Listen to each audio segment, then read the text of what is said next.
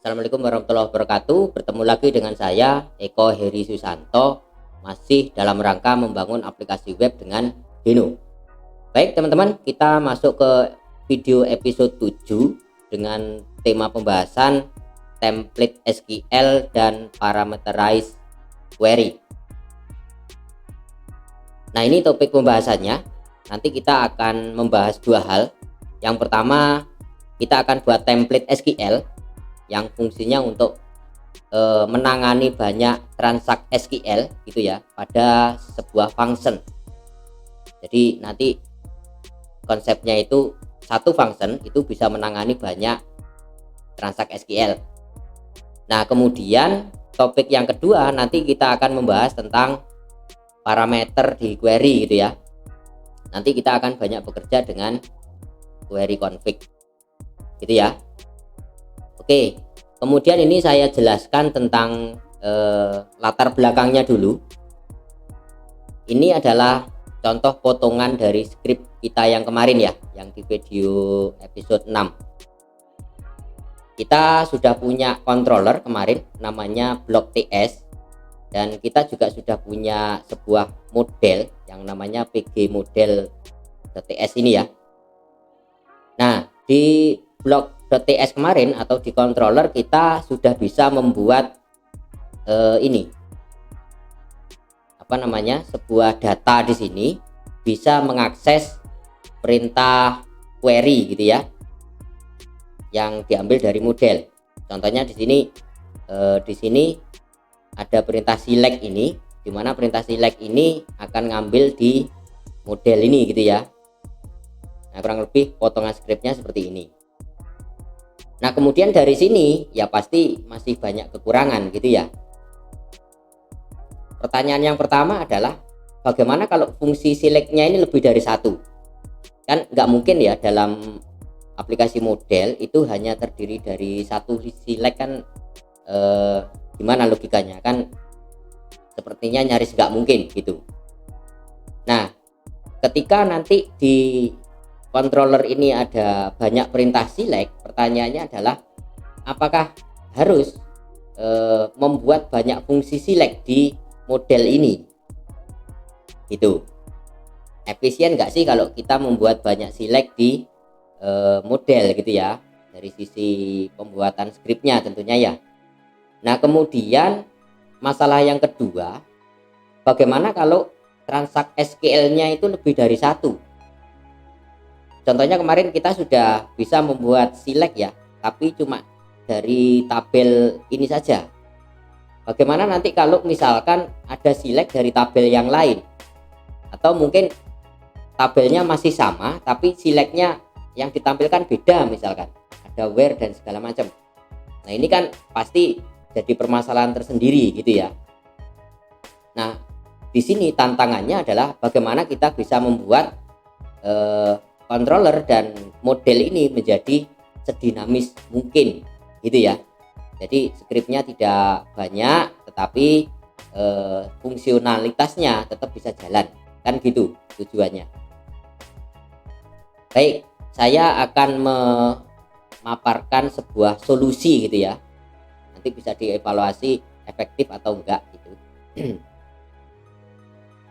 Jadi ini controller kita block.ts itu nanti bisa kita modifikasi. Kemudian ini model kita gitu ya, ada sedikit modifikasi. Nah, kemudian kita sediakan sebuah file tambahan, ini saya namakan SQL template gitu ya. Jadi di sini di file SQL template ini nanti akan terdiri banyak perintah SQL gitu, ada banyak transaksi SQL. Contoh seperti misalkan kita mau ngambil seluruh data dari tabel kategori, berarti kan select bintang from TBL kategori gini aja kan ya. Atau bisa jadi di kasus yang lain kita pengen menampilkan data dari tabel kategori tapi yang kodenya tertentu, contohnya seperti ini gitu, ada where-nya ini ya. Nah, kemudian di sisi lain barangkali kita membutuhkan tabel yang kodenya itu masuk dalam himpunan tertentu gitu ya, pakai perintah in gitu. Atau bisa jadi nanti ada perintah insert atau penyimpanan data baru ke tabel kategori. Nah, semua daftar SQL ini atau daftar query ini nanti kita satukan di sebuah template gitu ya.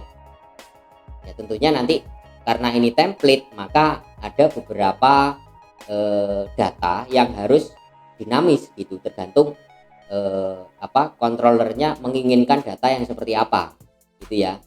Contoh misalkan ini select bintang from TBL kategori misalkan. Nah ini kan ada ada parameter gitu ya, yang $1 ini parameter gitu. Nah $1 ini nanti gimana caranya controller itu bisa merubah dengan nilai tertentu. Misalkan kodenya hanya pengen ditampilkan yang PHP saja, yang selain kode PHP nggak tampil. Nah bisa nggak nanti controllernya kita setting seperti ini gitu. Nah setelah dari controller sudah bisa dinamis seperti ini, baru nanti controller ini akan mengeksekusi model gitu kan. Nah tujuan di model nanti bisa nggak sih sebuah function perintah ini ya, function select ini ya, dengan satu function saja tapi bisa mengeksekusi banyak SQL ini gitu ya. Targetnya adalah begitu. Jadi kita nggak terlalu panjang di pembuatan script di model ini gitu ya, dan SQL-nya pun masih bisa dinamis tergantung mau pakai SQL yang mana gitu. Nah ini yang menjadi target di pembelajaran video kita kali ini gitu ya teman-teman ya. Oke, kita langsung saja praktek di coding ya. Oke, kita siapkan Visual Studio kita. Nah ini script kita yang kemarin ya, ini controllernya, kemudian ini modelnya, kemudian ini view-nya ya. Oke, nanti kita tidak banyak bahas view, kita fokus ke controller, model, sama nanti template SQL tadi ya. Nah di awal ini kita perlu menyiapkan sebuah file. Kita bikin file baru ya. Filenya itu kita simpan di models ini juga boleh ya, terserah sih di mana gitu ya. Coba aja kita simpan di models ya. Ini bikin file baru, new file, terus kita namakan sql.ts gitu ya. Oke, nah di sini nanti seluruh konstanta SQL-nya kita definisikan. Oke, di sini saya akan memulai membuat interface-nya dulu. Ini teorinya belakangan ya, saya langsung praktek aja. Saya awali dengan interface katakanlah saya namakan SQL. Terus ini saya isi index, tipenya string, kemudian isinya index. Ini saya kasih tipe data string juga. Oke, interface-nya selesai. Kemudian saya bikin konstanta. Misalkan konstantanya saya kasih nama TSQL gitu ya, dimana interface dari TSQL itu saya ambil dari ISQL tadi, berarti as ISQL ini ya. Oh kok merah, oh sorry kurang sama dengan, nah ini. Nah ketika sudah saya definisikan seperti ini, maka kita bisa membuat isinya TSQL itu gini, TSQL gini ya, terus ini ID-nya sembarang. Misalkan kita mau bikin kategori yang select all, misal ya, saya kasih nama KTG gitu aja ya, banyak kategori. KTG find all misalkan gini ya. Terus ini saya isi query-nya itu select bintang from TPL kategori misalkan ya. Nah, ini yang menampilkan seluruh data kategori. Terus saya bikin satu lagi misalkan ya, saya bikin apa namanya kategori ini tapi tidak menampilkan semua, tapi berdasarkan kode tertentu. Misalkan ini kodenya saya bikin KTG find by kode misalkan, nggak apa-apa lah campuran bahasa Indonesia bahasa Inggris ya. Terus ini query-nya saya bikin select bintang from TPL kategori where kode sama dengan, nah ini nilai template-nya saya tentukan $1 gitu ya. Nanti $1 ini kita ganti-ganti dari controller. Oke, sampai di sini selesai ya template kita. Kalau mau nambah juga boleh. Kemudian TSQL ini kan kita panggil dari ini, dari controller tadi kan ya. Berarti saya balik ke controller. Terus ini saya import dulu kan ya. Saya import dulu. Berarti import ya kan. TSQL ya. TSQL from gitu kan. Terus titik-titik gitu kan. Model, masuk ke folder model, kemudian masuk ke folder sql.ts begini. Ada yang kurang? Coba dites dulu. Ini karena ada impor di sini. Oh ya, ada yang lupa. Di sini di sql.ts ini karena tadi diimpor dari sini ya, diimpor dari sini. Berarti kan ini harus ada ekspor, ya kan? Di bawah sini harus kita tambahi ekspor default ya, ekspor default TSQL gini kan. Oke, selesai.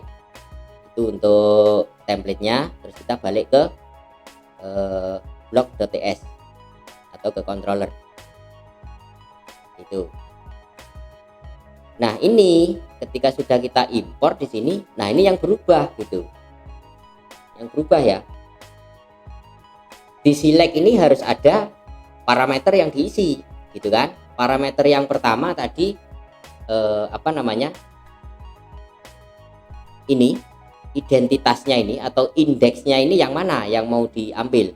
Yang find all atau yang find by kode? Gitu. Nah, di controller harus kita tentukan ini. Berarti bisa kita tambah gini. Kurung kurawal buka tutup ini ya. Tapi masih error ya di sini ya. Nanti kita perbaiki yang di bagian model ya. Ini saya tulis dulu.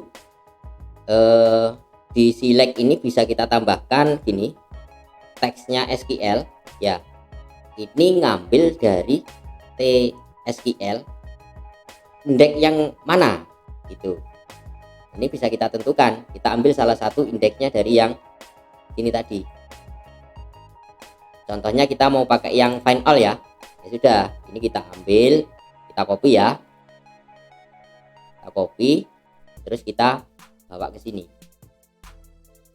Oke, selesai kan? Karena di find all ini tidak butuh kategori, ya sudah gini aja. Berarti di controller kita selesai. Cuma ini masih ada error karena di model kita itu belum diperbaiki. Karena kan ada tambahan ini ya, parameter ini loh. Nah, karena ada tambahan parameter ini, maka di model ini perlu kita tambahkan ini. Di sini harus ada parameter. Gitu. Nah, di modulnya ini Postgres, Dino Postgres ya, itu sebenarnya sudah disediakan tipe data yang namanya query config. Itu kita bisa manfaatkan di sini. Contohnya misalkan ini saya bikin parameter namanya QRY gitu ya. Terus QRY itu tipe datanya itu query config. Sudah gini aja. Nah, terus karena ini query-nya bukan ini lagi, bukan select bintang ini ya. Kan query-nya nanti ngambil dari QRY ini. Dimana QRY ini tadi teksnya sudah kita isi ini apa namanya TSQL yang KTG find all ini. SQL-nya sendiri ngambil dari ini gitu kan. Paham ya sampai sini ya logikanya ya. Oke, balik lagi ke model.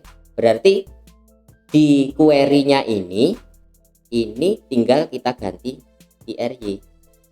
Sudah gitu aja. QRY ngambil dari ini gitu kan. Nah, QRY ini diisi dari sini tadi. Nah, mulai kurung kurawal buka tutup ini. Dimana di dalam apa namanya query config itu nanti ada teks sama ada argumen.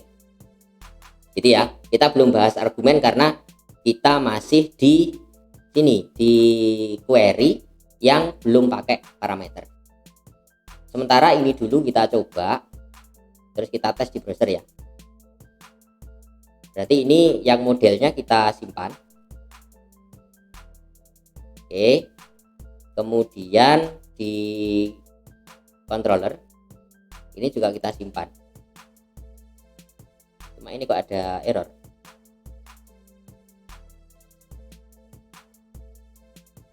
White select.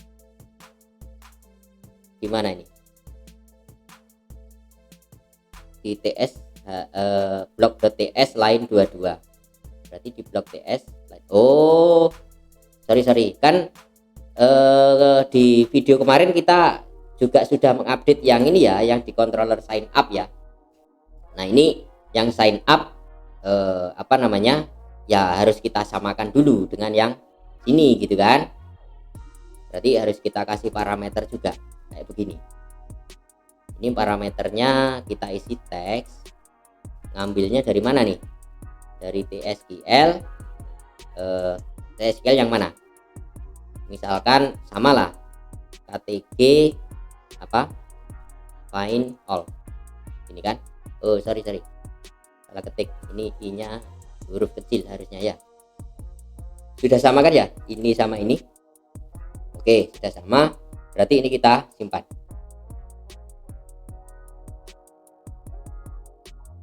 Oke, masih di restart servisnya. Nah, sudah selesai. Coba kita tes di browser. Ini web kita sebelum yang diupdate gitu ya, sebelum yang scriptnya kita update tadi. Saya coba ke apa namanya ke tab baru aja, terus saya panggil ulang localhost berapa titik 2 8000 ya. Nah, terus enter. Ternyata sama ya, kategorinya tetap bisa menampilkan dari database. Ini ada berapa ini? 1 2 3 4 5 ya. Coba cek di sini. Sama. Ada 5 juga ya. Oke. Ini berarti untuk yang select tadi sudah bisa. Nah, sekarang studi kasusnya saya tambahi ya. Saya balik ke script. Contoh misalkan gini. Yang di home saya pakai yang ini, yang find all gitu ya. Tapi yang di sign up saya pengen memanfaatkan query yang ini, KTG find by code. Kalau gini gimana? Ini saya copy dulu ya. Ini saya copy. Kemudian ini saya taruh di sign up ya. Yang ini yang home biarkan gitu. Ini saya taruh di sini. Nah, di kategori yang mencari kode ini yang select ini ya, select bintang from kategori where kode sama dengan $1. Nah, $1-nya ini kan harus kita ganti nih. Harus kita ganti sesuai dengan kode mana yang mau kita tampilkan gitu. Paham ya sampai sini ya? Oke, saya balik ke sini.